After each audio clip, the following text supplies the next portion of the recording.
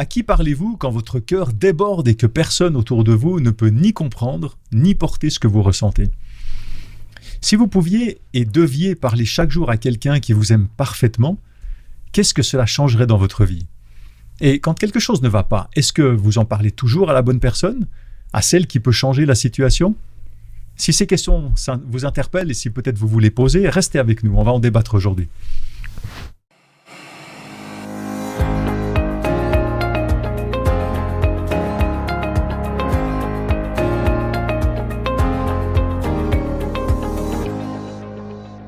Bonjour à chacun d'entre vous, ça me fait plaisir de vous retrouver cette semaine pour ouvrir la parole de Dieu, pour discuter de la Bible, discuter de ce que Dieu veut nous transmettre, veut nous apprendre au travers de sa parole. Et nous en sommes toujours dans ce trimestre avec la thématique « Grandir dans sa relation avec Dieu ». Et nous en sommes arrivés à la 6e étude. La 6e étude qui s'intitule « Guerrier de prière ». Et pour discuter de cette thématique, pour développer tous les textes qu'on va lire ensemble, j'ai avec moi 2 invités qui sont sur ce plateau. Il y a Daniela Gelbrich qui est avec moi, à ma gauche. Bienvenue. Merci. Daniela, ça me fait plaisir de te retrouver. Pareillement. Et puis Caïk de Carvalho qui est avec moi aussi, à ma droite. Merci Caïk d'être avec nous. Un plaisir. Ça me fait aussi plaisir. Et puis je vous laisse un petit mot de votre part pour vous présenter à nos auditeurs, à ceux qui nous regardent et nous écoutent. Voilà, je m'appelle Daniela Gelbrich, je viens d'Allemagne, d'où mon petit accent, ou grand accent, je ne sais pas. Et j'enseigne l'hébreu et le Premier Testament, ou la Bible hébraïque, à la faculté adventiste de théologie à Collonges-sous-Salève. D'accord. Eh ben, merci pour ta présence. Avec plaisir. Et Caïk? Alors, moi, je m'appelle Caïk de Carvalho, je suis pasteur aux églises adventistes de Sion et Clarens. J'ai gradué à l'université où Daniela enseigne il y a quelques années. Comme beaucoup d'ailleurs. Comme beaucoup, voilà. Et puis voilà, je suis marié avec Hélène et je suis papa d'Elisa. Nous habitons en Valais en ce moment. Donc, voilà. Magnifique région de Suisse. Magnifique, toujours ensoleillé. Voilà. Avec la neige en hiver. Exactement. Avec des abricots pour les printemps. Donc c'est merveilleux. Exactement. Salutations à tous les Sédunois d'ailleurs qui sont de là-bas. Et tous les Valaisans en général d'ailleurs, pas seulement de Sion. Ouais, et les randos magnifiques. Hein. Oui, randos, absolument. Merci Caïk pour ta présence aussi, pour ta présentation. Et j'aimerais commencer, comme d'habitude, par vous poser une question assez personnelle dans votre parcours de vie. Justement, si vous pensez à votre vie, à votre parcours de vie, depuis votre enfance jusqu'à aujourd'hui, comment est-ce que vous décidez avec qui vous voulez être ami ou amieux, et qu'est-ce que vous faites concrètement pour débuter, pour développer et entretenir une relation d'amitié?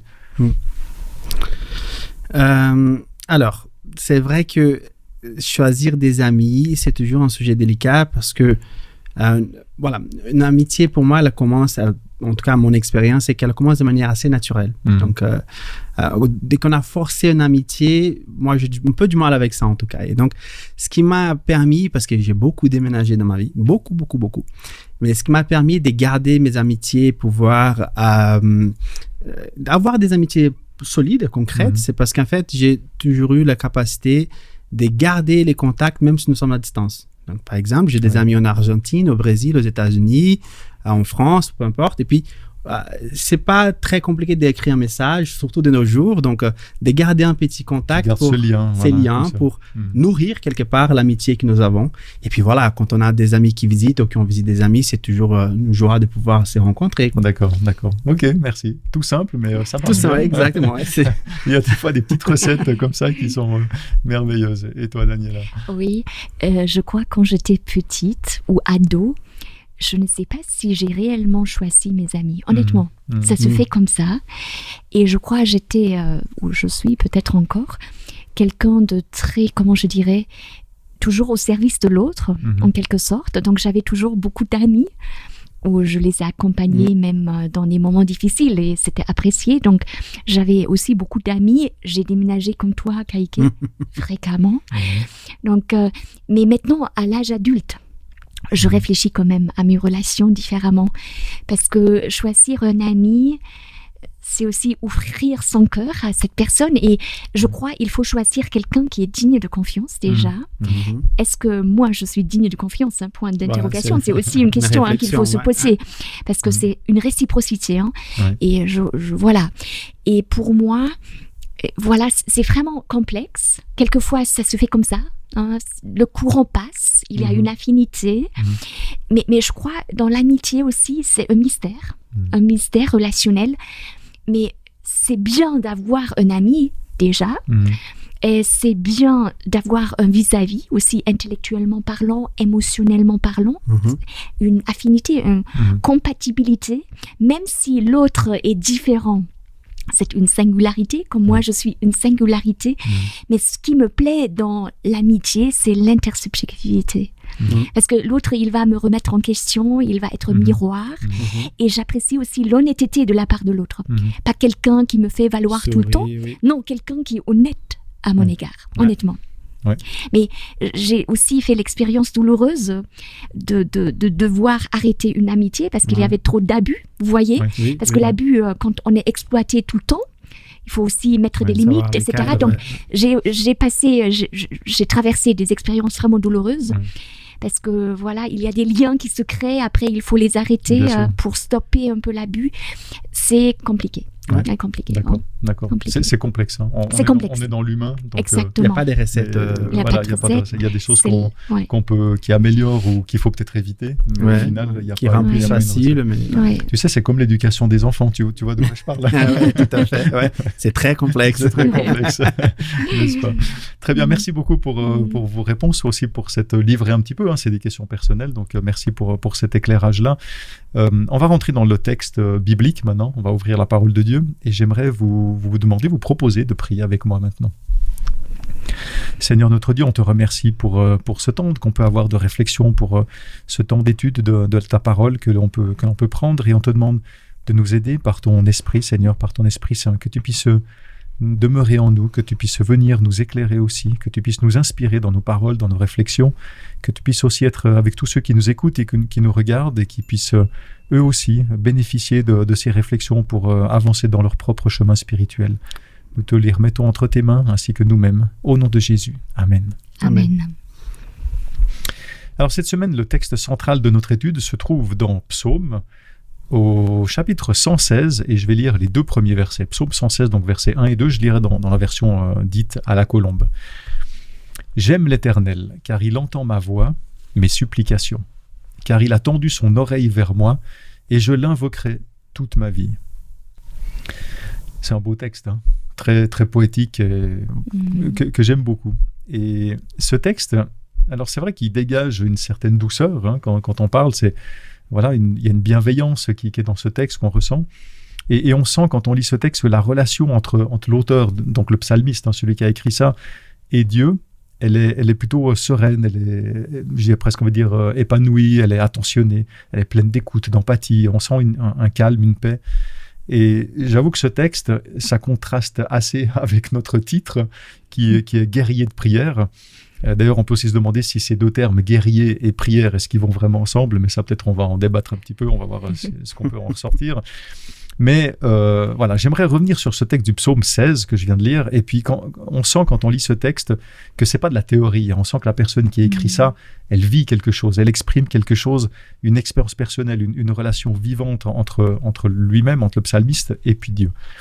Alors, par rapport à ce texte, est-ce que vous pouvez nous aider peut-être à contextualiser un petit peu ce texte? Qu'est-ce qu'on connaît de l'auteur? Qu'est-ce qu'on connaît des circonstances peut-être de l'écriture de ce texte? De quoi est-ce que ce psaume y parle finalement? Qu'est-ce qu'on peut apprendre par rapport à la thématique, spécifiquement à la thématique de notre étude de cette semaine? Oui, tout d'abord, les psalmistes, je crois il faut dire quelque chose par rapport aux psalmistes. Parce que comme tu viens de le dire, c'est leur expérience qu'ils pressentent. Ils parlent de quelque chose d'existentiel qui a touché leur cœur, et ils partagent cela avec nous aujourd'hui. Pas tous les psaumes, mais beaucoup de psaumes sont des prières. Des prières avec beaucoup d'émotions aussi. Avec beaucoup d'émotions. D'empreintes personnelles. Absolument. Et tout à l'heure, tu as parlé de la poésie. Et c'est vrai, cette vérité biblique est portée par la poésie. Parce que la poésie exprime l'inexprimable. Hein. Exprimer l'inexprimable déjà, comment parler d'une expérience incroyable avec Dieu par des mots, c'est difficile. Et là, en fait, le psaume 116, c'est un psaume qui parle de la délivrance. Hein. Il y a quelqu'un qui a été délivré de quelque chose. Donc, il a remporté une victoire et il y a ce lien avec le tout autre, donc avec Dieu, qui lui a permis de retrouver ou je sais pas, d'être debout malgré toutes les difficultés de la vie. Et c'est vrai, pour moi, cette idée, être debout malgré tout, hein, ça me parle aussi. C'est-à-dire, on passe tous par des moments existentiellement parlant durs, ça fait partie de la vie, mais comment les prendre avec philosophie, hein, et avec dignité, avec maturité, et c'est toute une construction. Pour moi, ce psaume parle d'une relation qui est en train de se construire, qui a toujours un futur, un avenir, il y a quelque chose qui bouge, mais c'est au cœur de la vie concrète. D'accord. Très bien. Ok, merci. Pour moi, on parle beaucoup dans les milieux du management, gestion et dans les pastorats aussi, de l'écoute active. Et pour moi, en réalisant les versets que tu viens de lire, c'est vraiment ce que Dieu fait, quoi. Donc, il tend l'oreille pour écouter, c'est-à-dire on voit les regards et puis l'attention qu'il porte vers cette personne qui est en détresse. Donc, le fait qu'il est Dieu, et parfois on a cette image d'un Dieu tout-puissant, créateur, mais aussi parfois distant. Et les textes comme celui-ci que nous avons lu en Psaume 116 nous montrent qu'il n'est pas seulement ce Dieu-là, mais il y a un Dieu qui est juste à côté de nous, quoi. Et donc, ça me fait du bien de voir qu'on a quelqu'un, Dieu, qui a l'oreille pour m'écouter vraiment. Et donc, bien sûr, il y a la question il intervient, il n'écoute pas, il lève les bras. Donc, il a délivré cette personne-là de la mort. C'est un peu le texte que nous avons lu. Et donc, il y a une partie d'action, mais aussi il y a une partie d'écoute, où il écoute, où il est là pour savoir qu'est-ce que ça va dans notre cœur. Ça, voilà, on a lu un psaume un peu peut-être plus contraignant, c'était délivré de la mort, etc. Mais il y a des psaumes qui vont parler de la joie. Donc, c'est-à-dire, à tout moment, on a un Dieu qui souhaite nous écouter, savoir qu'est-ce qui va dans notre cœur. Et je pense que c'est ça qui en fait de la prière la plus grande arme, hein, puisqu'on parle de guerrier de prière, c'est le fait que Dieu, il est là et qu'il écoute, qu'il y a une efficacité de cette prière. Oui.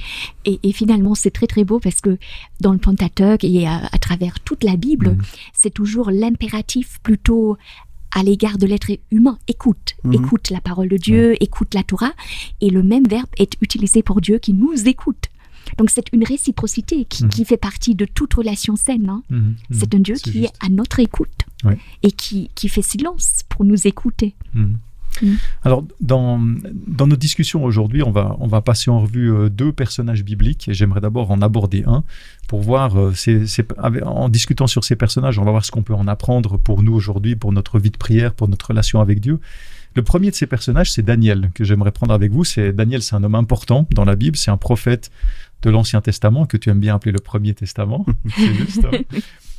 Daniel, donc je vais lire dans Daniel 2, les versets 20 à 23, et puis je lirai toujours dans la version Colombe. Daniel prit la parole et dit : Béni soit le nom de Dieu d'éternité en éternité. À lui appartiennent la sagesse et la force. C'est lui qui change les temps et les circonstances, qui renverse les rois et qui établit les rois, qui donne la sagesse aux sages et la science à ceux qui ont de l'intelligence. C'est lui qui révèle ce qui est profond et caché, qui connaît ce qui est dans les ténèbres, et la lumière demeure avec lui. Dieu de mes pères, je te célèbre et je te loue pour la sagesse et la force que tu m'as donnée, car tu m'as fait connaître ce que nous t'avons demandé, et tu nous as fait connaître ce qui concerne le roi. Alors, en quelques mots peut-être pour remettre les choses dans le contexte, est-ce que vous pouvez expliquer d'abord qui est Daniel ? Qu'est-ce qui ressort de cette prière ? C'est vraiment une magnifique prière qui dit là. Qu'est-ce que c'est la prière de Daniel ? Quelle est la vision, la compréhension de la prière, par rapport à sa prière ? Qu'est-ce qu'on peut apprendre sur son expérience de Daniel, de la prière, pour notre vie spirituelle, personnelle ?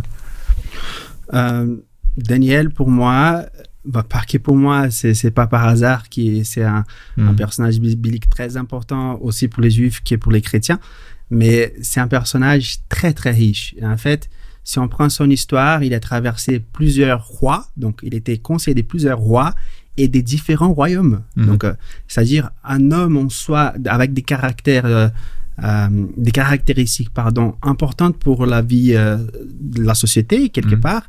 Mais pour moi, ce qui me marque, c'est toujours ces contacts qu'il y avait avec Dieu.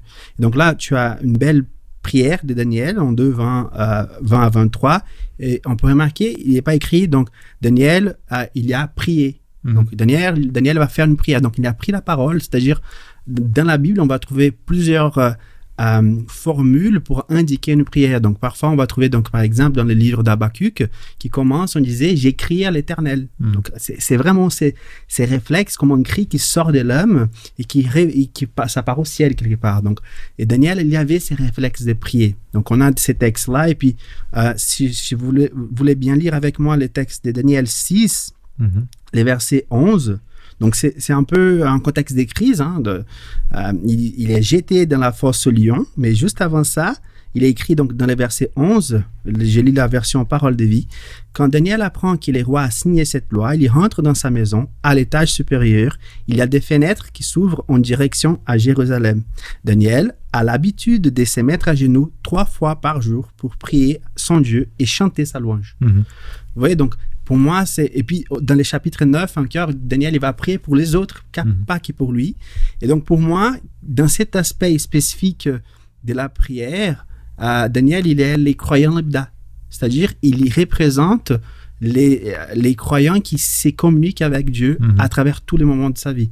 Donc, s'il est en détresse, il va prier. Si c'est une prière, comme nous avons lu au chapitre 2, pour reconnaître à Dieu la puissance, la majesté de Dieu, il prie, il chante. Si c'est pour prier pour les autres, il va le faire aussi. Donc, c'est cette représentation de la prière comme étant un moyen de communication avec Dieu. Et ça traversait toute sa vie. Et donc, ça montre, en fait, là, je peut-être reviens au terme guerrier. Ce n'est pas les guerriers dans le sens où je dois me battre avec Dieu pour que Dieu puisse m'accorder ce que je veux, ou la raison pour laquelle je prie. C'est parce qu'en fait, dans notre vie, on a plein de situations, joyeuses ou pas, et on les traverse en étant des guerriers des prières, parce que les situations ne vont jamais cesser. Soit des bonnes situations, soit des mauvaises. On a toujours des situations, et dans ces moments, on doit toujours prier. Donc, vous voyez un peu les parcours de Daniel. Pour moi, ça me montre que l'une des clés de la réussite de Daniel, encore une fois, un homme, plus de 80 ans comme conseiller des rois, plusieurs rois de différents royaumes, et l'une des clés, c'est cette chaîne, c'est ces moyens de communication qu'il a eu avec Dieu à travers la prière. D'accord. Il faut aussi garder à l'esprit que Daniel a été déraciné, c'est-à-dire il a été déporté à Babylone en 605 avant Jésus-Christ. Donc les Babyloniens sont venus, il y avait des vagues de déportation. Donc Daniel, c'est quelqu'un d'une famille royale probablement. Il est déraciné, déporté, exilé.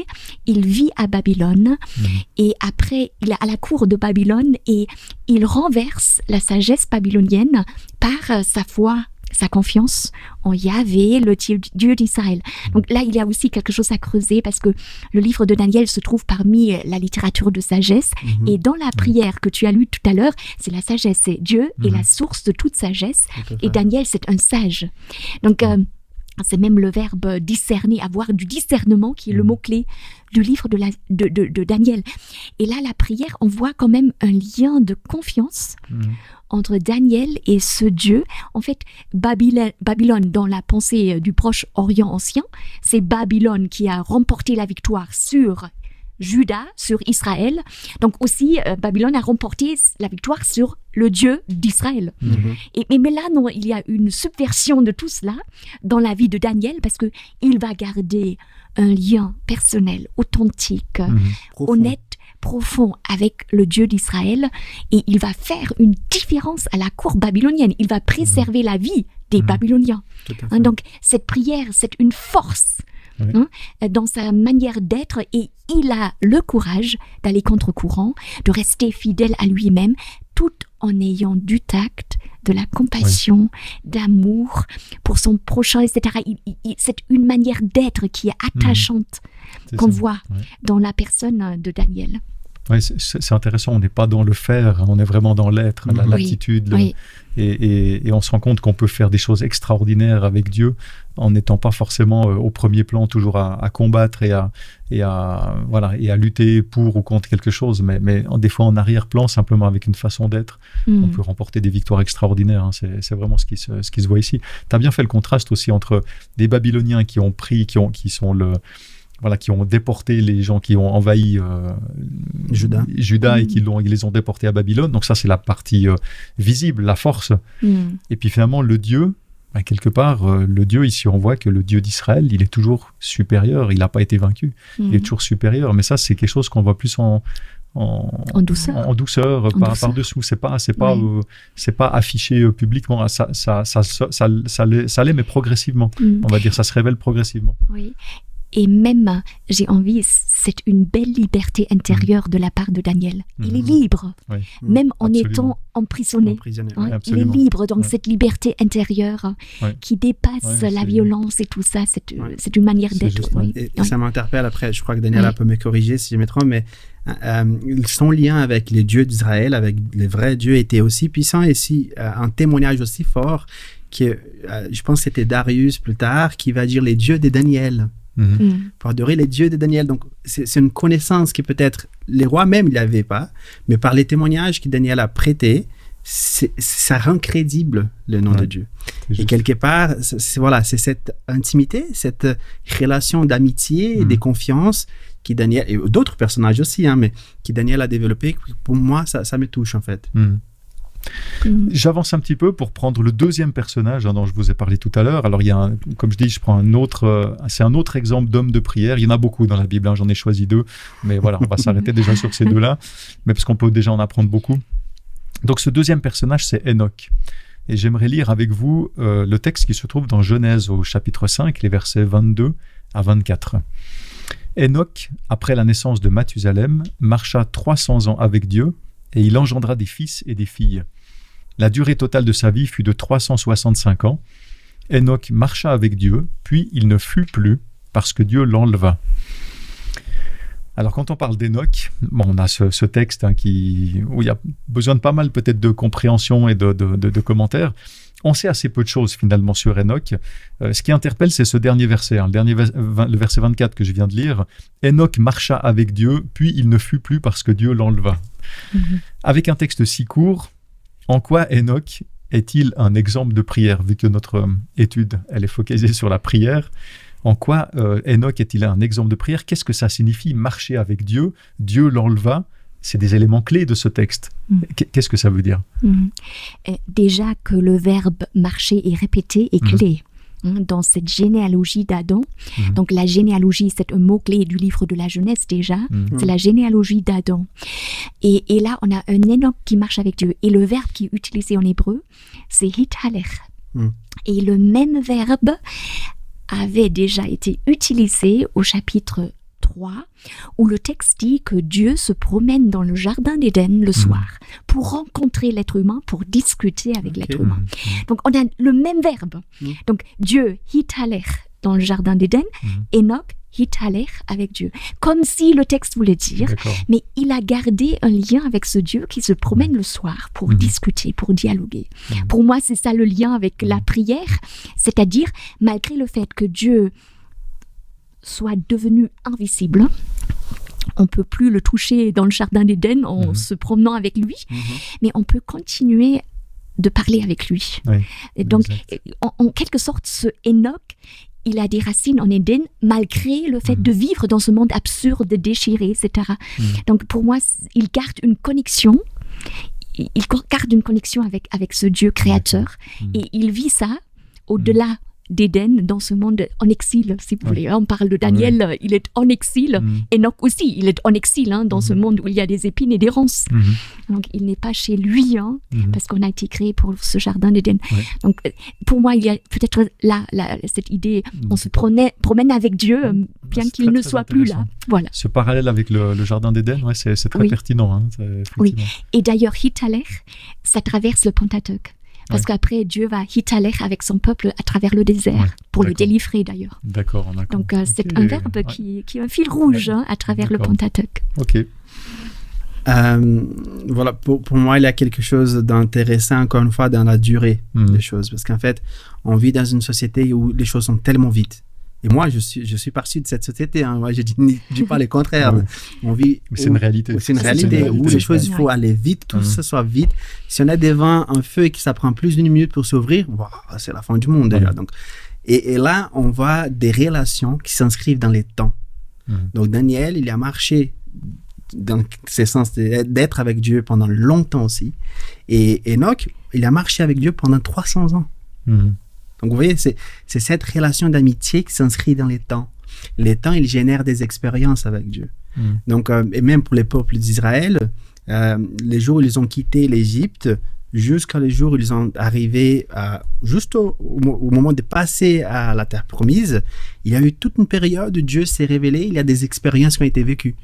Et cette communication avec Dieu, c'est justement ces temps, cette durée qui génère des expériences, et les expériences avec Dieu, ça génère la confiance. Plus je vis des choses avec Dieu, plus je les connais. On a parlé des connaissances de Dieu il y a quelques semaines en arrière. Plus je les connais et plus je les fais confiance. J'ai fait confiance en lui. Alors c'est vrai que moi ça me parle beaucoup cette notion de marcher avec Dieu.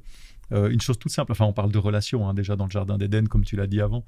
Moi avec ma femme régulièrement quand on veut se retrouver pour parler, pour discuter, pour échanger, souvent, alors on le fait pas tous les jours, on le fait quand on peut, quand on a le temps, etc. Mais le soir on va marcher dehors. On va marcher une demi-heure, 3/4 d'heure, 1 heure. Et puis c'est là qu'on prend le temps d'être ensemble, de discuter des choses, comment ça a été ta journée, etc. Comment ça va, on établit des projets. Enfin, c'est là qu'on est de nouveau en connexion, je dirais, personnelle, si on veut. Et sinon, on prend rarement le temps. On ne va pas s'asseoir autour d'une table en disant « Bon, qu'est-ce que tu as à me raconter aujourd'hui ?» Enfin, c'est quand on marche, c'est naturel. Puis on va ensemble. Il y a tout l'aspect aussi de l'image que ça peut représenter aussi. Mais je veux dire, c'est vraiment ces moments où quand on ne l'a pas fait depuis quelques temps, on se dit, tiens, ça nous manque. Il faut qu'on se retrouve un petit peu, qu'on repartage, qu'on discute ensemble. Donc, c'est vraiment quelque chose de très basique, très concret, mais ça marche vraiment pour renforcer une relation. Et marcher, c'est être en mouvement. Être en chemin. Voilà. Donc là, il y a cette possibilité de grandir, de faire des pas de plus, et de réfléchir. Et d'ailleurs, il y a aussi des philosophes. Aristote, il a fondé une école philosophique où on marchait. D'accord. Pour réfléchir, etc. Donc, c'est vrai, la marche, elle est stimulante. Et d'ailleurs, aujourd'hui, même la psychologie, elle le dit, il faut marcher pour apprendre, etc. Oui. C'est juste, effectivement. Oui. Avec comment dire, le corps qui est mis en mouvement et puis ça aide effectivement aussi intellectuellement. Alors moi ce que je sais c'est que dans les réunions dans les entreprises comme ça, il y en a certains qui ont fait des expériences de faire des réunions debout. Et on ne s'assied pas autour d'une table, on reste debout et on discute debout. C'est beaucoup plus efficace, ça dure beaucoup moins longtemps, mais bon, ça c'est pour autre chose. Je vois les jambes lourdes. Bref, c'est vrai on a pris 2 exemples dans la Bible ici avec Daniel, avec Enoch, on peut prendre d'autres exemples bibliques aussi, on pourrait prendre Moïse, David, Salomon, Noé, enfin il y en a encore beaucoup d'autres. Mais je préfère maintenant peut-être pour cette dernière question avant qu'on termine, aborder des questions plus générales, des questions certainement que plusieurs personnes peut-être qui nous écoutent et qui nous regardent se posent ou en tout cas entendent. La question de la façon de prier. Et c'est tout à fait légitime. Premièrement, c'est une question normale. Même Jésus, il a donné un exemple de prière. Pourquoi ? Parce qu'il y a des gens, peut-être qui ne savaient pas comment prier. Mais comment concrètement, il faut... Quelqu'un qui n'a jamais prié, moi je sais qu'il y a des gens qui m'ont déjà demandé, qui m'ont dit mais comment il faut faire ? Ça paraît tout bête, tout simple quand on est chrétien et qu'on a l'habitude, mais c'est une question, je pense, légitime. Et on peut s'imaginer que quelqu'un, effectivement, qui n'a pas cette habitude de prier, il aimerait un peu mieux savoir concrètement qu'est-ce qui est juste ou peut-être qu'est-ce qui est faux, qu'est-ce qu'il ne faut pas faire ou est-ce qu'il y a quelque chose qu'il ne faut pas faire, je ne sais pas. Et puis même pour ceux qui ont l'habitude de prier, ça vaut la peine aussi, je pense, d'avoir quelques indications. On a déjà parlé un petit peu de la posture dans les textes qu'on a lus. Notamment avec Daniel qui se met dans la direction de Jérusalem, par exemple, puis qui se met à terre, à genoux. Qu'est-ce qu'il faut penser, par exemple, du lieu de la prière ? Est-ce qu'il faut s'isoler ou est-ce qu'on peut prier n'importe où ? Comment est-ce qu'on s'adresse à Dieu ? Enfin, je pose plusieurs questions pour définir une sorte de cadre, mais après, je vous laisserai commenter là-dedans. Comment s'adresser à Dieu ? Est-ce qu'il y a une formule ou est-ce qu'il y a une structure ou quelque chose à respecter ? Est-ce qu'il faut aussi peut-être se préparer à la prière mentalement ou pas ? Est-ce qu'on peut au contraire prier tout le temps, dans toutes circonstances? Est-ce qu'il y a une fréquence? Est-ce qu'il y a un horaire à respecter? Est-ce qu'il faut prier à haute voix? Est-ce qu'il faut prier dans sa tête, peut-être silencieusement? Et comment finalement est-ce que vous comprenez, maintenant on arrive à la fin, comment est-ce que vous comprenez ce titre? Guerrier de prière. Voilà, donc beaucoup de questions, mais vous voyez un petit peu vers quoi je m'oriente. Peut-être qu'est-ce qui peut aider ou qu'est-ce qui peut aider les gens à avancer dans cette démarche de prière? Je réponds quelques-unes et je te laisse répondre quelques autres, Daniel. Mais voilà, je prends un exemple tout bête. Mais j'ai connu une personne qui elle conduit beaucoup, mais elle conduit parce qu'il faut. Elle n'aime pas trop conduire, quoi. Et surtout, elle n'aime pas s'égarer. Donc, et souvent, je l'ai vu faire ça. C'est qu'en fait, quand on rentre dans la voiture, elle commence à vocaliser, demander à Dieu, prépare-moi une place, aide-moi à trouver des places, etc. Des choses dans ce sens-là. Et pour moi, elle est en train de prier. Elle est en train de conduire en plus. Alors, vous voyez un peu dans le sens où je veux venir, c'est qu'en fait, la prière, c'est ces moyens de communication. Et j'invite aux personnes qui nous écoutent et nous aussi à lire les différents textes qui parlent d'une prière. On va remarquer qu'il y a des différents types de prières, des différents moments, des différentes postures, etc., mais qu'il n'y a pas une seule manière de faire les choses.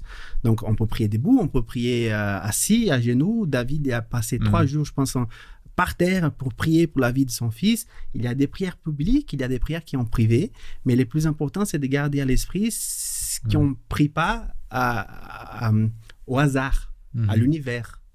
On prie à Dieu. On prie à quelqu'un qui nous écoute, comme nous avons dit au début.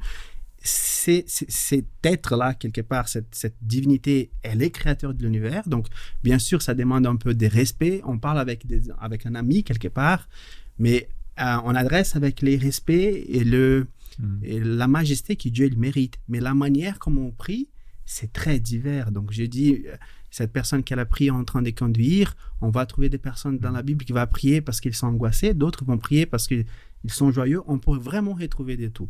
Le plus important, c'est de garder à l'esprit que c'est un moyen de communication. Donc, à quel moment il faut prier? Oui, il faut prier à 5h30 du matin et tourner vers Jérusalem.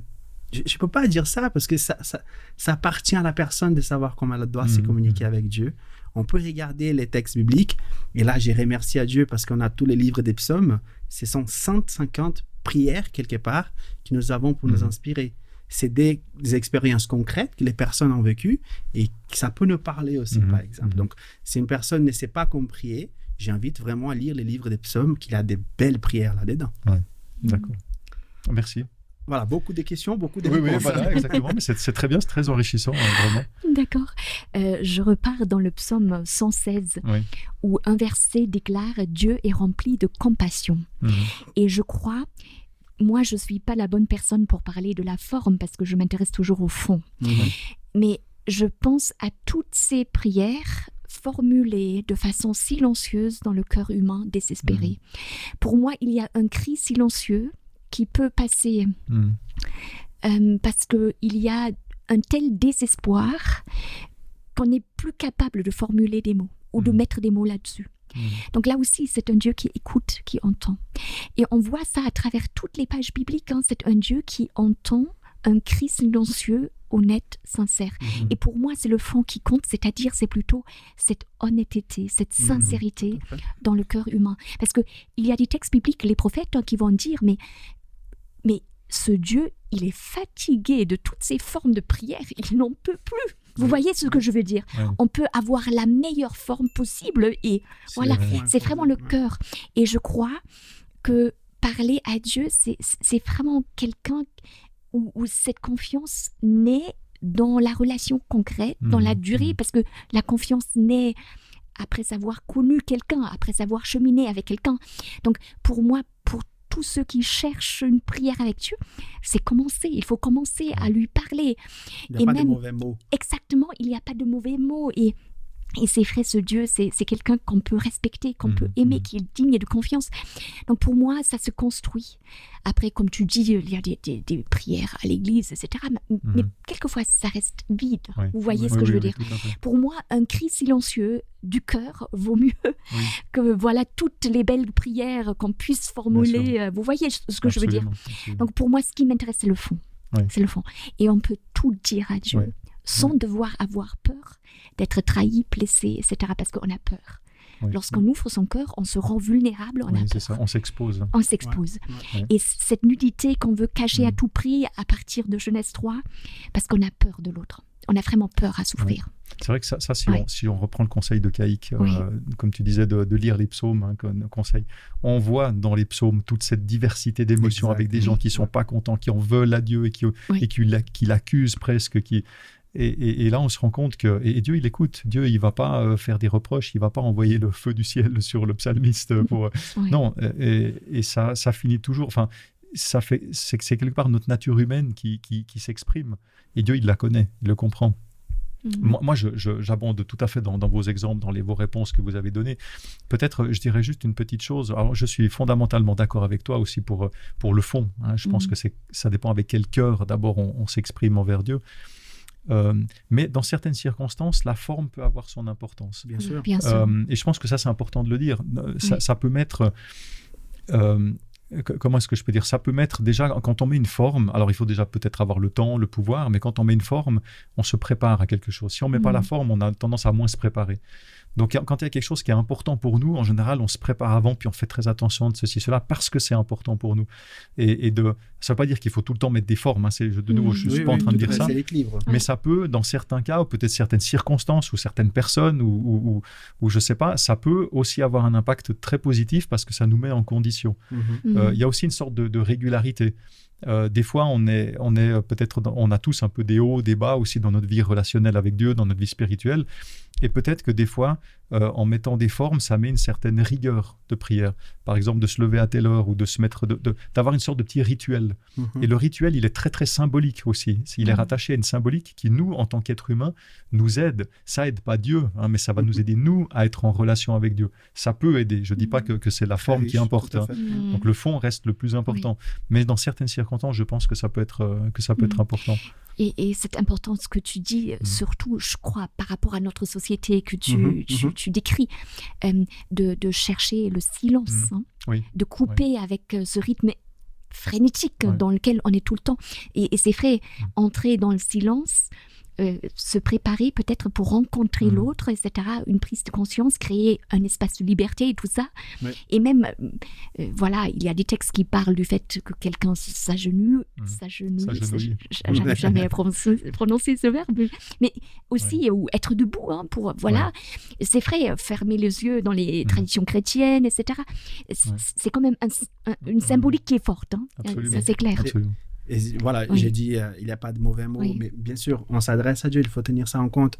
Il est mon créateur, il est mon Dieu, il est mon ami, mais il est aussi mon créateur, il est mon juge et mon avocat quelque part. Il faut tenir compte les attributs, les caractéristiques peut-être de Dieu quand on prie. Et vous voyez, il faut aussi savoir respecter mes barrières culturelles, j'ai envie de dire, quand j'ai prie. Alors, par exemple, je ne sais pas si c'est le cas en Suisse, je ne pense pas, mais c'est complètement... contraire à la culture juive, par exemple, mais il y a des pays, comme au Brésil, qu'on ne peut pas prier avec une casquette ou avec la tête couverte, parce que c'est un manque de respect avec Dieu. Est-ce que c'est mauvais ça? C'est pas mauvais. La question n'est pas si c'est mauvais ou pas, mais de trouver l'essence dans ce qu'on fait. C'est vraiment, comme vous avez dit, le fond et la forme doivent se mettre en harmonie, parce que sinon, ça reste une prière vide. Et pour moi, c'est important de savoir identifier et respecter aussi mes coutumes, quelque part, qui font partie de ma société. Je pense que la forme peut faire une sorte de empowerment, hein, comme on dit en anglais, sur le fond. Après, le risque de la forme, c'est que si ça devient une habitude, une routine, finalement, on perd le fond. Et là, c'est juste ce qu'il faut éviter, quoi, parce que ça ne sert plus à rien. Et d'ailleurs, Dieu le dit aussi dans certains versets. Hein. Mais je pense qu'on a fait un petit peu le tour de montrer, peut-être de vraiment comprendre que les deux sont assez complémentaires, mais ce qui importe le plus, c'est le fond. Je pense qu'on est tous d'accord avec ça. Juste un autre conseil, parce qu'on parle beaucoup du livre des psaumes, mais lisez aussi les livres d'Habakkuk, par exemple. Le livre d'Habakkuk, c'est une prière des A à Z. C'est une prière où Habakkuk va prier, et Dieu répond, et puis il prie à nouveau. Et finalement, ça se termine avec un chant. Donc voilà, c'est puissant parce que là encore, on voit une diversité énorme et des moments qui exigent, pas qui exigent, mais qui sont favorables à une certaine posture, attitude, forme, fond, et d'autres qui vont demander une autre chose complètement différente. Absolument. Oui, aussi Ésaïe 63, de belles prières. Néhémie, après la reconstruction de Jérusalem, une belle prière, je crois, le chapitre 9. Il faut lire ces prières. Et là, j'ajoute bien, voilà, Jean 17.